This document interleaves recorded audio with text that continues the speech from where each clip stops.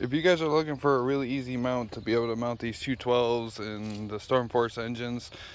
if you just take some 2x2 square tubing and two pieces, one on each side, and all you have to do is make your new motor mount bolts through the bottom of the tube,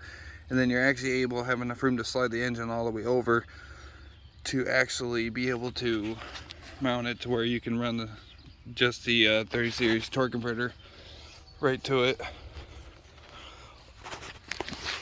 It actually fits really nice, tight up in there, and actually gets the motor kind of centered up with the